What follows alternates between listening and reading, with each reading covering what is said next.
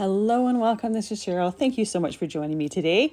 We are on day 15 of the Spellbinders Crafty Advent Calendar. For the first 24 days of December, I'm opening up one of the windows from this calendar, showing you what's inside, and then creating something with it. So we have another die set today, this cute little fish bowl, as well as the fish in it. I'm going to incorporate some interference inks with the fish because I think it would look nice to have that interference shimmer on it.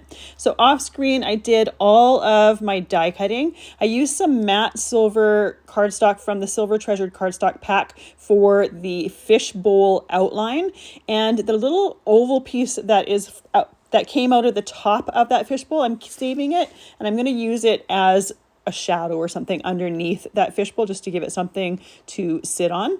I'm going to glue everything together with some Barely Art glue. I have it in a fine line bottle so I can get as little or as much as I need, and it works perfectly for assembling die cuts. The thing with liquid glue is it gives you that wiggle room to move and shimmy things in place, and I do really like that. So the first thing I did was glued that fishbowl outline to a piece of scrap acetate. I want to make sure that that's dry before I trim it out. This way, my fishbowl is going to look like it is a glass fishbowl. It's going to give it that shiny finish to it. So my fish pieces, I have them die cut out of black and white cardstock. And I did that because I'm going to be using those interference inks on those. And the interference inks look one way on white or light cardstock and a completely different color on black or dark cardstock. So I'm going to play with the properties from that and ink blend my fish die cut. It's going to have that beautiful shimmer to it, and it's going to coordinate with each other because even on the white, or the color that shows up on the white, in this case it is pink, I'm using Tropical Paradise, it is going to have the purple interference shimmer to it. So on that black cardstock, I'm going to see that purpley color, but on the white cardstock, I'm going to see the pink color, but it's going to, when I tilt it in the light, it's going to have that purple shimmer to it.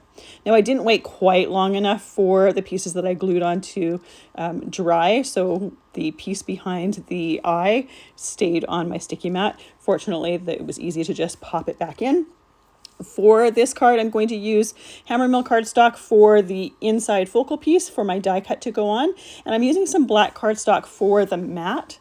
I trimmed that down to 4 inches by 5 1/4 inches. And so that that mat coordinates perfectly with my die cut, I'm using that Tropical Paradise interference ink to ink blend around, or to rub the ink around the outside of that.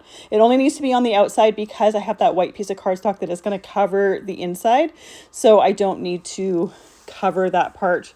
It's just going to be a waste of ink if I do. So I set that aside to dry. I want to make sure that that ink dries totally before assembling my card, or at least mostly. I'm going to use one of the sentiments from the Day 11 stamp set. So the one that I'm using is the one that says, "I'm here for you." I thought that would work with the fishbowl. It's going to be a really, really simple card. All of the cards from the products from the Crafty Advent Calendar are all really simple, but they're great ones for working on throughout the year. I'm not doing anything complicated with them, but they're just fun ones to play with. So I'm using that same Tropical Paradise ink to do my sentiment in. Now, I just inked it as is, but if you wanted it to show up more as it does on the black cardstock, what you could do is use some black soot distress ink and ink it with that, or stamp it with that a couple times first, and then clean your stamp off and then use that interference ink on it.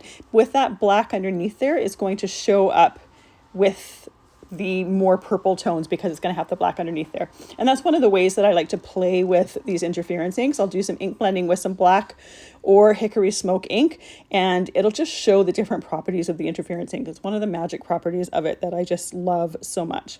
So with those pieces ready to go, I can glue down my black mat here. It's almost dry. It's not quite dry, so I am being quite careful with it, but I'm using the same glue as I used to glue my die cut pieces together. It works for assembling the card as well.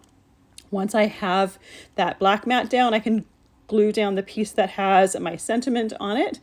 And by this time, the glue that is gluing the fishbowl die cut on the acetate should be mostly dry so I can trim that. So I'm using my detailed scissors and I'm just angling them so the scissors angle underneath my die cut. I just want to cut all around it. It's really easy for a shape like this. It's a very simple shape to do. This is not something that I would do if it was a really intricate shape because it'd be a little bit harder to do this too. But for this, it's going to work perfect. It's going to make my fishbowl look like it's a glass fishbowl, and it's going to shine in the light and you're going to see that reflection. So I did this before assembling the rest of my stuff on the fishbowl because it's going to be much easier to assemble the water part and the fish once this is completely done. So now that that is trimmed, we have a finished fishbowl here. We can glue our fish onto the water piece.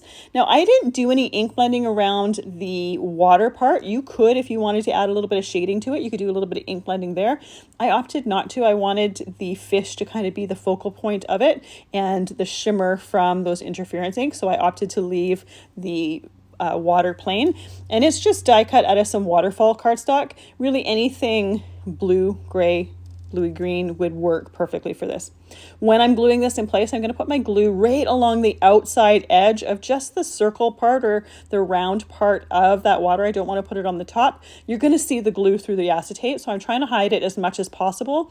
And by putting that glue around the edge, it's going to be behind the die cut outline of that fishbowl. So I'm just basically trying to hide the glue as much as possible. There may be the odd little bit that seeps in, but most of it is going to be hidden. Another option would be to say use some glossy accents to glue the water piece down and put it over the entire thing, but I didn't want to do that. I would have to wait a lot longer for it to dry. For a little bit of extra texture and dimension, I did use some glossy accents on top of those air bubbles in the water. I just thought it would just add some extra gloss as well as extra dimension to it. There's 3 on the water die cut, but I added a couple extra above it, and I just love how it just adds just a little bit of extra texture to it. So this is the finished card. Again, super, super simple, but just a really fun one to do. And I did that one sentiment from the day 11 stamp set. You could add, or you could use other sentiments with it that would work well as well. Thank you so much for joining me today. I will be back tomorrow and we'll see what is in the day 16 window and we'll create something with it. Hope to see you then.